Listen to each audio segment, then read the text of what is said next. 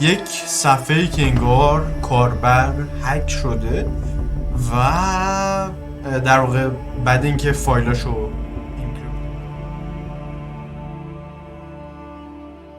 هلو گایز، حالتون چطوره؟ من امیر هستم و به این ویدیو خیلی خوش اومدین. توی این ویدیو قراره یک همچین چیزی رو بسازیم، یک صفحه‌ای که انگار کاربر هک شده و در واقع بعد اینکه فایلاشو اینکریپت میکنیم میایم و بهش میگیم که آقا روی این صفحه کلیک بکن که بری ببینی چه خبر قضیه. خب یک همچین صفحه قرار خیلی سریع تو چند دقیقه با هم دیگه بسازیم. اوکی، چیکار میکنیم؟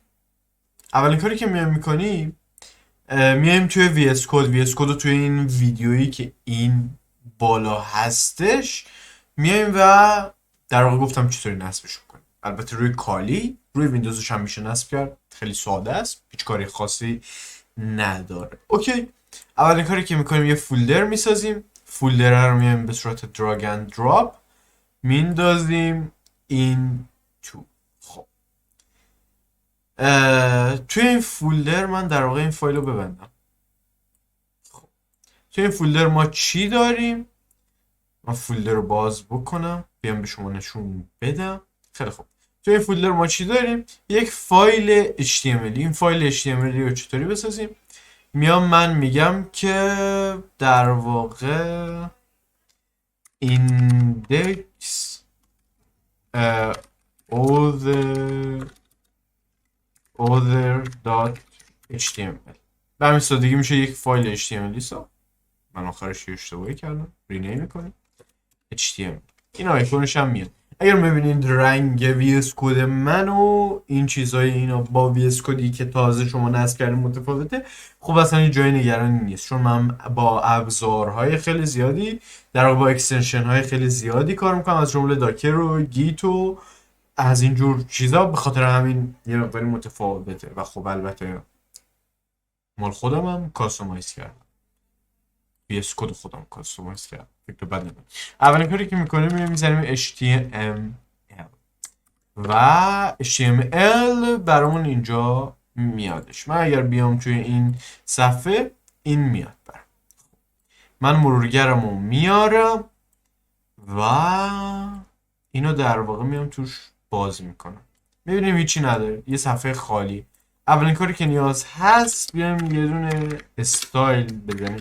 بچه اگر مبانی اولیه در واقع کد زدن با HTML و CSS و جاوا اسکریپت نمیدونید، این پلیلیستی که براتون میاد در واقع این بالا رو حتما ببینید، خیلی به دردتون میخوره.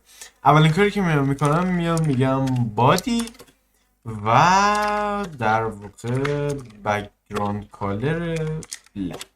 خب بعدش نیاز به یه ایمیج دارم، نیاز به یه عکس دارم. چیکار بکنیم واسه یه عکس؟ من میام دوباره داخل صفحه اینترنت و از اینجا یه عکسی حالا پیدا میکنم. شما میتونید عکس‌های مختلف پیدا کنید. من این دوست ایندیامون رو پیدا کردم و از اینجا کپی ایمیج لینک میذارم. ما میخوایم یک صفحه خیلی اسمارت درست بکنیم، هیچ صفحه رو نمیخوایم بهش لینک بکنیم که فقط روی این کلیک شد باز بشه و ببینه طرف توش چه خبر. خیلی خوب، بعدش میام چیکار میکنم؟ میگم ایمیج در واقع پوزیشن ابسولوتلی و لفت 50% و دیگه چی؟ یه چیز دیگه هم میخواستیم.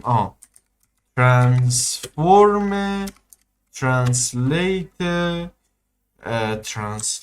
در واقع x ترنسلیت x منفی 50%. اوکی، خیلی خوب، بیایم توی این صفحه‌مون تو همین داکیومنت در واقع تایتلش هم عوض بکنیم، بگیم هکینگ آی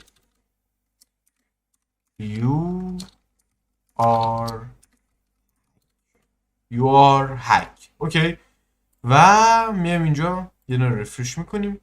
درم این هستش، ولی یه چیز دیگه هم میخوایم که در واقع وید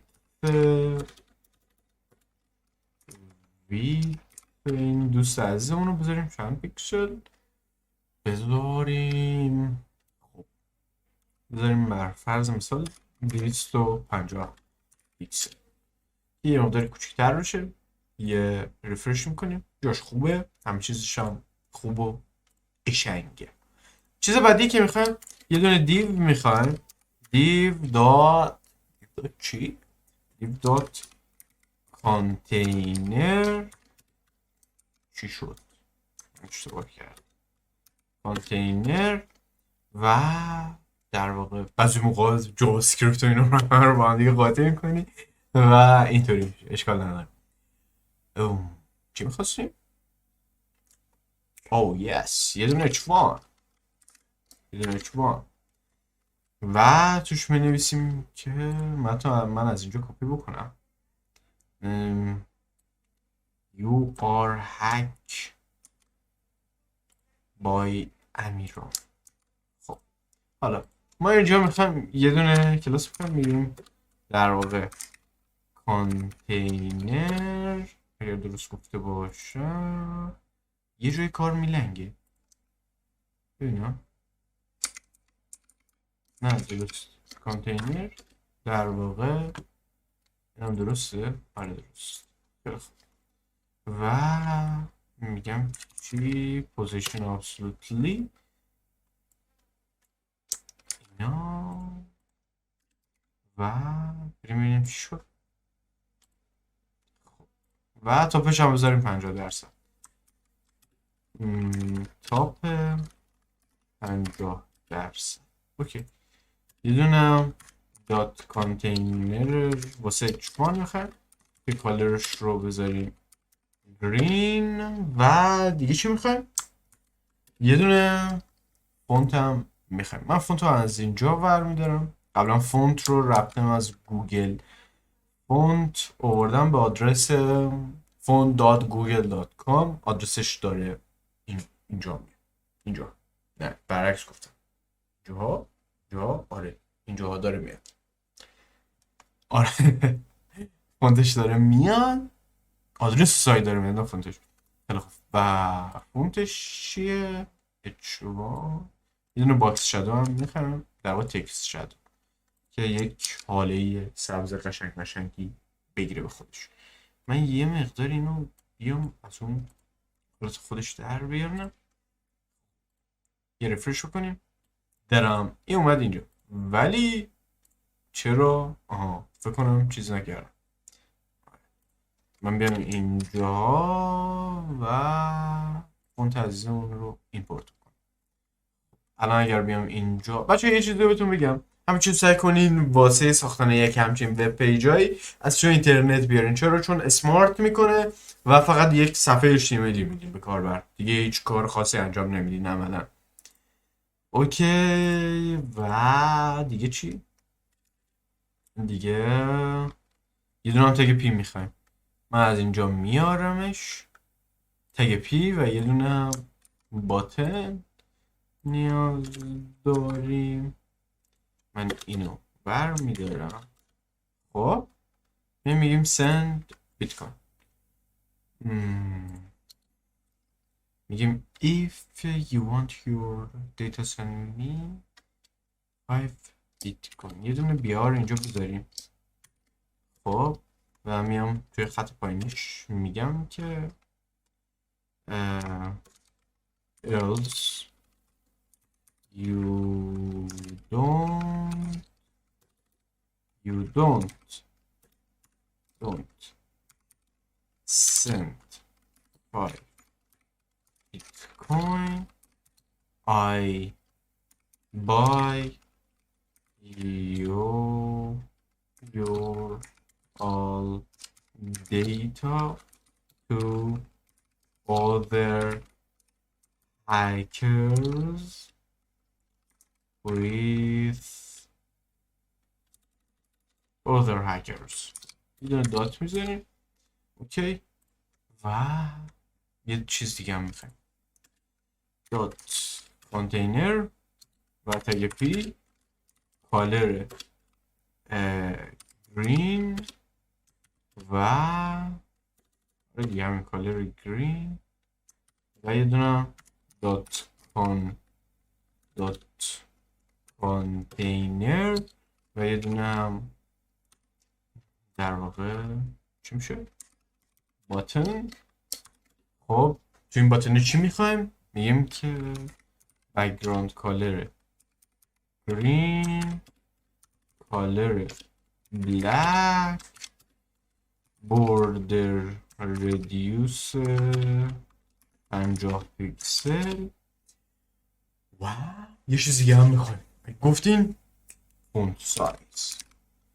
فونت سایز در واقع x large و width 98%. یه چیز دیگه هم میخوایم.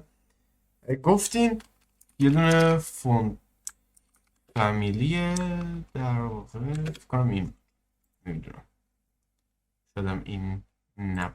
اوکی بیایم اینجا یه دونه ریفرش بکنیم. یس همون چیزی که میخواستیم دقیقا همین شد.